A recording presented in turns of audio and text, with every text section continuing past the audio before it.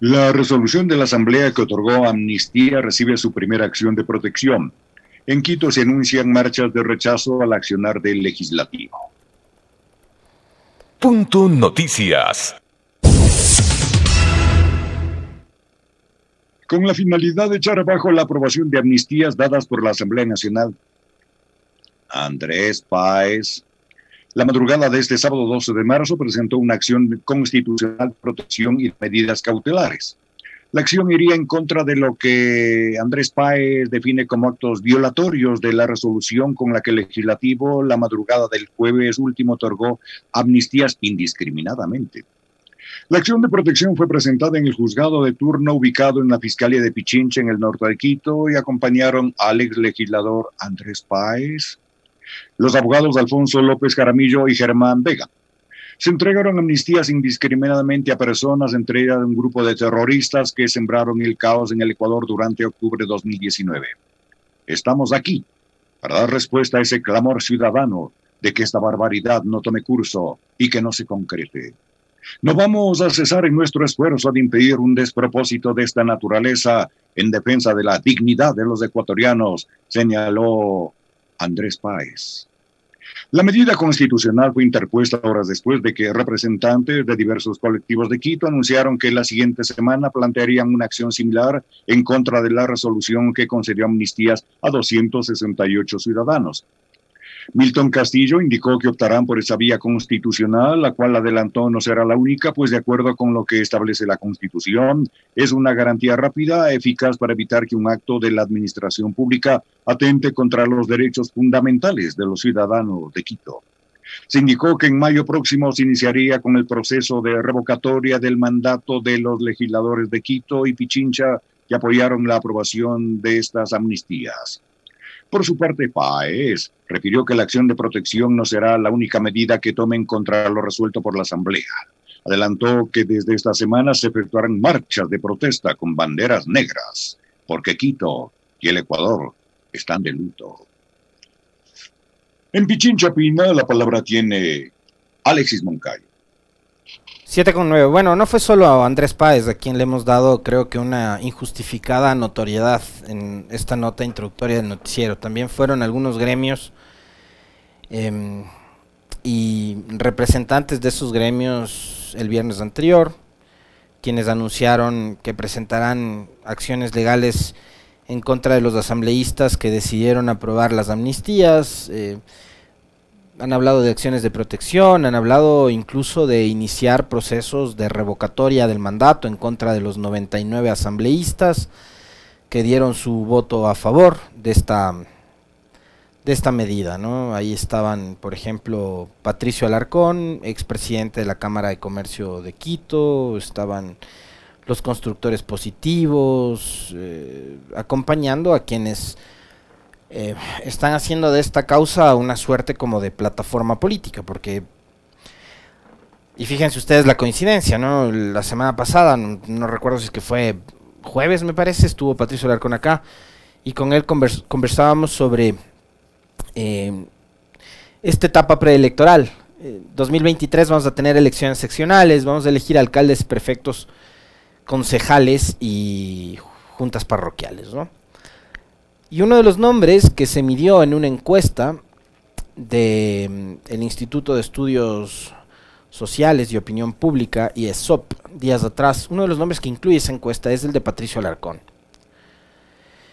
Y ahí están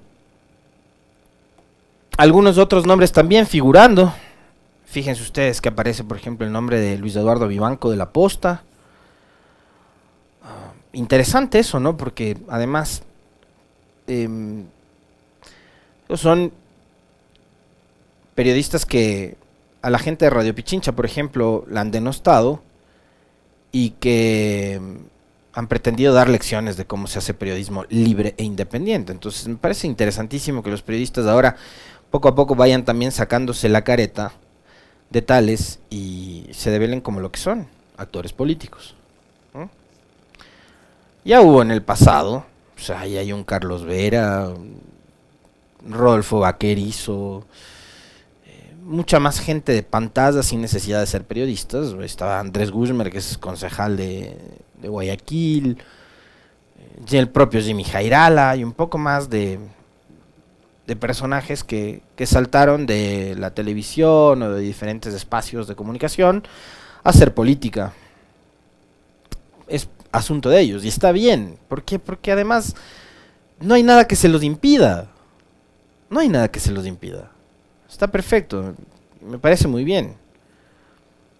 Además me parece genial que Vivanco crea que es la persona indicada como para poder sacar a la ciudad del caos en el que se encuentra. Caos que además probablemente él sea uno de los responsables de haber provocado, porque la crisis institucional, política que vivió el municipio de Quito fue auspiciada por periodistas como él, ¿no?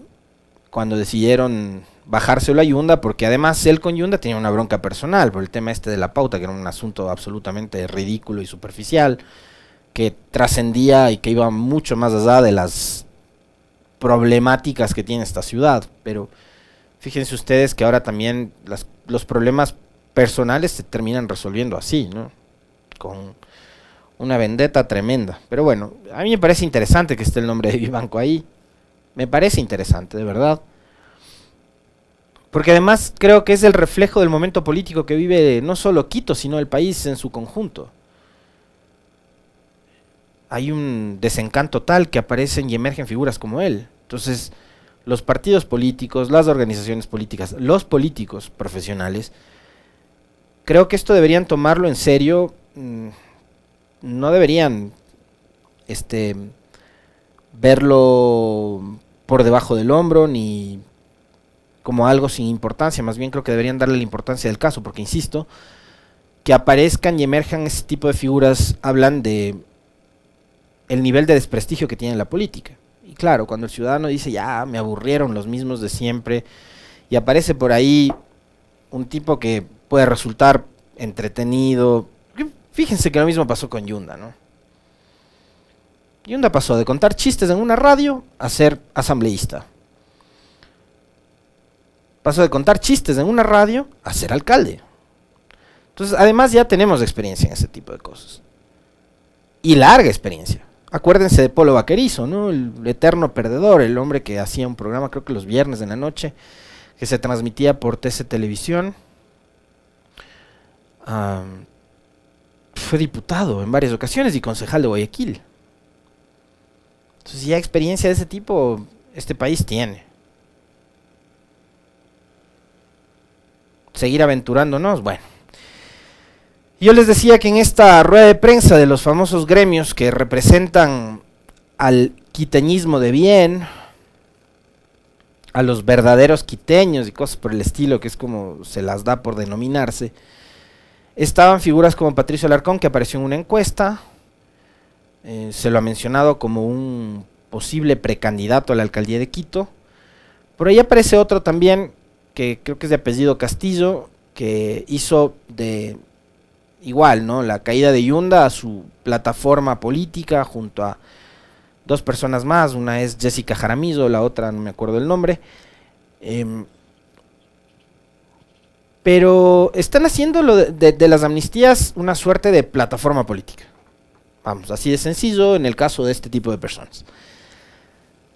Andrés Páez parece que necesitaba como de una suerte de empujoncito, ¿no? Decirle, ven, anímate y vente otra vez, métete a la arena política. Y ya me parece de madrugada, un viernes, a poner una denuncia en fiscalía. Trasnochado. Y más allá de las implicaciones que pueda tener este tipo de acciones, tanto lo que hicieron en la mañana los señores de Alarcón y compañía, como también lo que ha hecho Andrés Páez, los abogados nos van a decir, unos sí se puede, otros nos van a decir no se puede. Lo que sí, por ejemplo, me llama mucho la atención es el pronunciamiento del presidente Guillermo Lasso. Y les voy a decir por qué. Más allá de que conocemos, creo yo, todos ustedes la visión del presidente con respecto a los hechos de octubre, creo que en este medio de comunicación, los compañeros de la tarde, la semana anterior, si no me equivoco, recordaron algunos episodios o pasajes de de Guillermo Lasso durante aquellos días de octubre, él, por ejemplo, le pedía al gobierno de Moreno más mano dura. Le pedía a la fuerza pública mucha más resistencia contra los protestantes, ¿no? Contra los manifestantes, contra los indígenas, contra las personas que estaban en las calles. Guillermo Lasso en esos días estaba respaldando al gobierno de Lenín Moreno, estaba respaldando la gestión de María Paula Romo.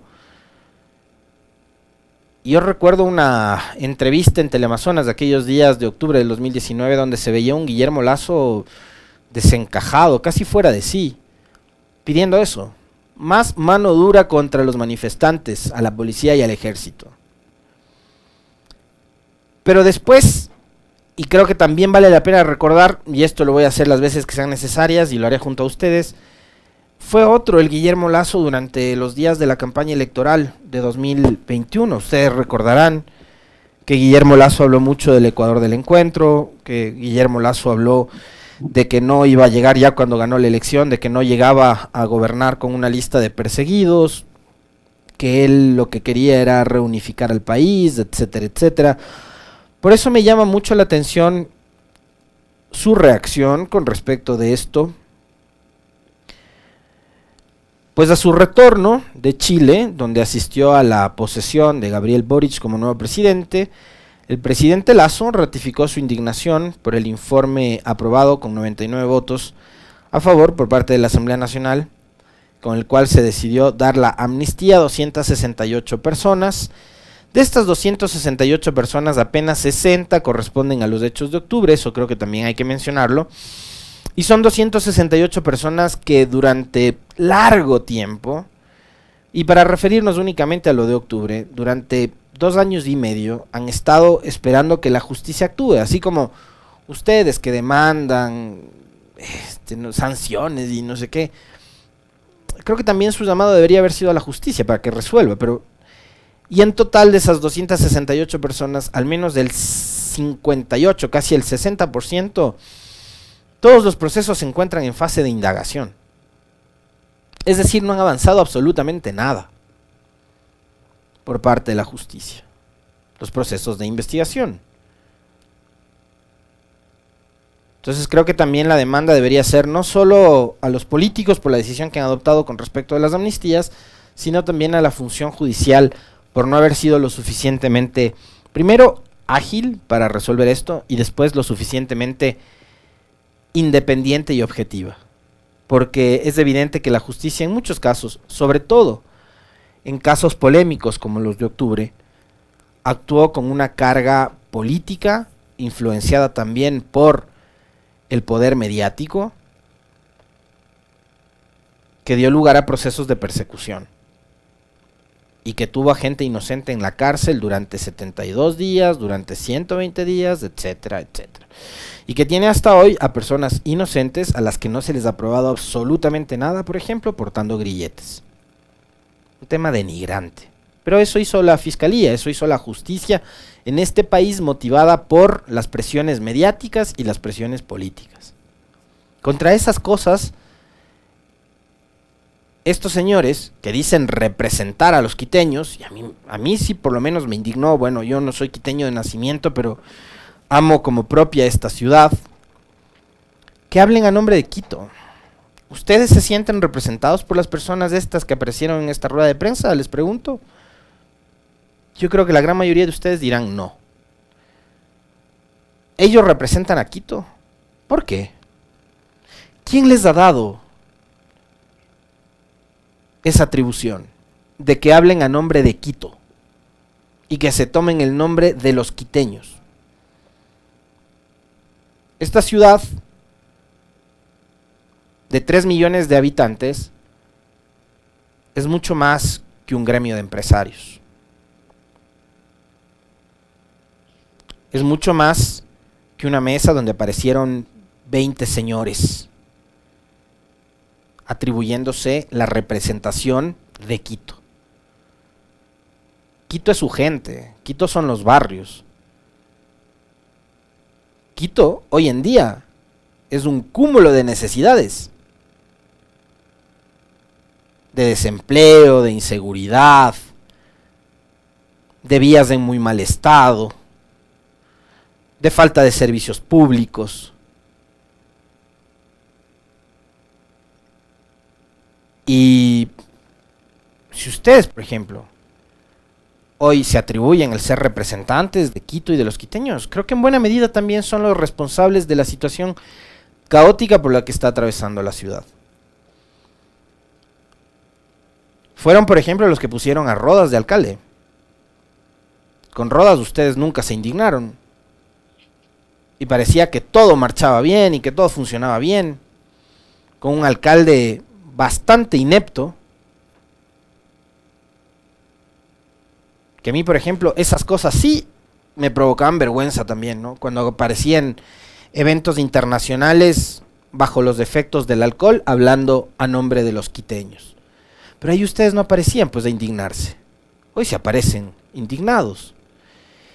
Y les voy a recordar algo también, porque los ecuatorianos, si por algo nos caracterizamos, es por tener mala memoria. Durante las protestas de mediados del 2015, en contra, no de un municipio, no de una administración municipal, sino en contra del gobierno de Correa, por haber presentado un par de proyectos de ley. El uno tenía que ver con la ley de herencias, el otro con la ley de plusvalía. Ustedes se manifestaron durante semanas, concentrándose en las Shiris y trasladándose hacia las zonas del centro de la ciudad. En varias ocasiones esas protestas también terminaron en hechos vandálicos. Y yo recuerdo, por ejemplo, cómo desprendían las piedras de la plaza de San Francisco para fragmentarlas y lanzar esos fragmentos a los policías y a la caballería de la fuerza pública. Ahí no defendían ustedes a la fuerza pública. Y claro, todo esto tiene que ver también desde la orilla donde se genere o la protesta o la defensa del Estado. Ustedes en esa época no eran gobierno. Pero ahí no les dolía el daño a los bienes públicos. Ahora sí, y ahora salen a defender las paredes y los monumentos y los bienes públicos. Pero en ese 2015 no defendían eso. Y eso a mí no me lo contaban, porque yo, como en esa época era reportero de calle, yo estaba en esas coberturas. Yo vi eso, a mí no me lo contaron, yo estuve ahí. Esas cosas no me las contaron.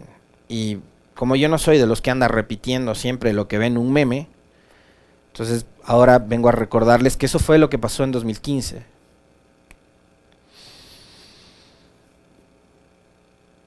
Y yo les decía hace un momento, bueno, vamos a tener abogados que van a decir sí hay cómo, otros que no hay cómo. Bueno, en definitiva, la decisión de las amnistías la tomaron 99 de 137 asambleístas.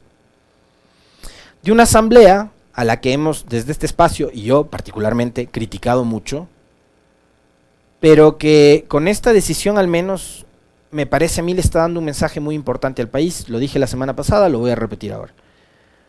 Un mensaje que tiene que ver con dar la vuelta a la página, pero sin olvidarnos tampoco de lo que pasó. Porque también es como bastante simplón decir ya olvidémonos de todo lo que pasó. No, no se puede olvidar. Yo no me puedo olvidar que hubo un gobierno que persiguió gente. Yo no me puedo olvidar que hubo un gobierno que se dedicó a destruir al Estado solo por el odio a su antecesor, que además era su coideario. Yo no me voy a olvidar que por destruir al correísmo, Lenín Moreno provocó, y su gobierno provocó, más de 40.000 muertes en la pandemia. No nos podemos olvidar de esas cosas. Pero sí podemos voltear la página y seguir hacia adelante. Es eso lo que estas personas no han logrado entender. Que hay que superar esas diferencias. Ahora, y si a ustedes les ofende muchísimo, por ejemplo, la destrucción de Quito, la quema del edificio de la Contraloría, etcétera, etcétera, etcétera, yo les conmino y les pido de favor que si ustedes tienen pruebas de quienes fueron los que incendiaron la Contraloría, las presenten.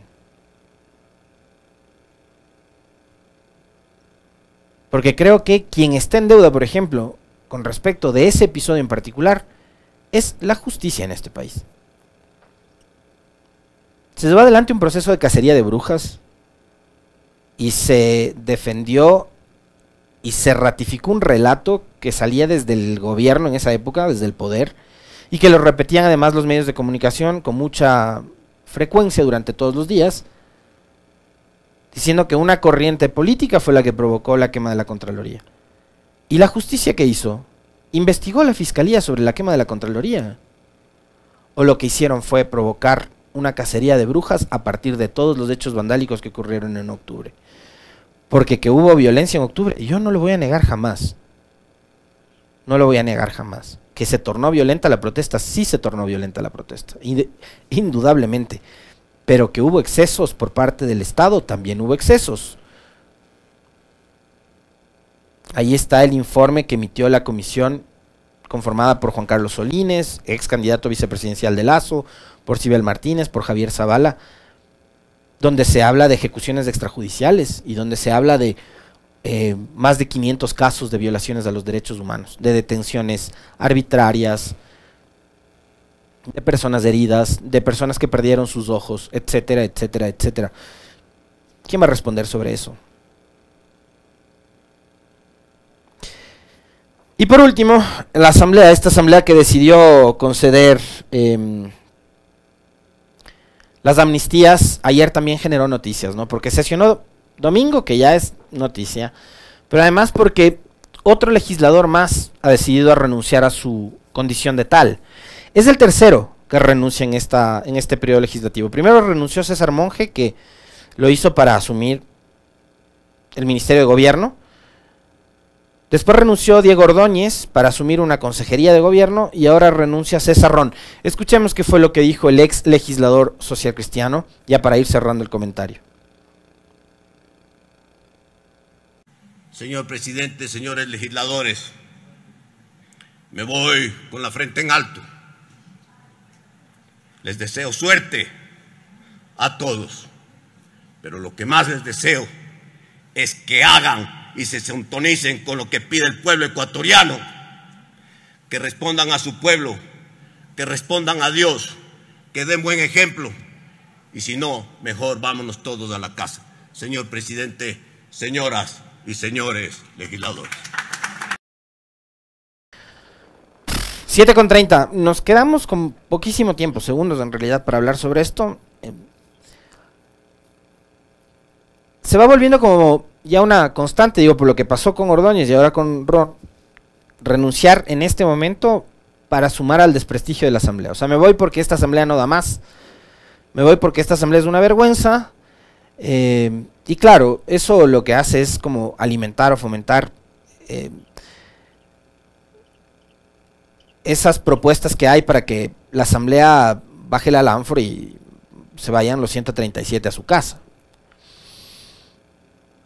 Pero tomen con pinzas estas renuncias, sin perder de vista un detalle súper importante. Puede ser que sí, en cierta parte Ron tenga razón de que esta asamblea no ha dado respuestas al país en temas importantísimos.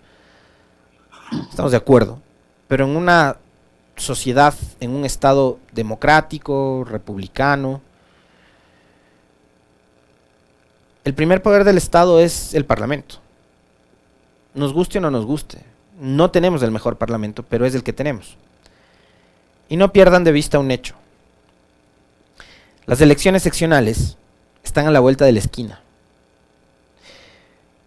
Estamos marzo de 2022. Vamos a ver si hasta octubre don César no aparece en una papeleta como candidato a alcalde o candidato a prefecto. 7:32. Profe, fuerte abrazo, nos vemos mañana nuevamente con usted.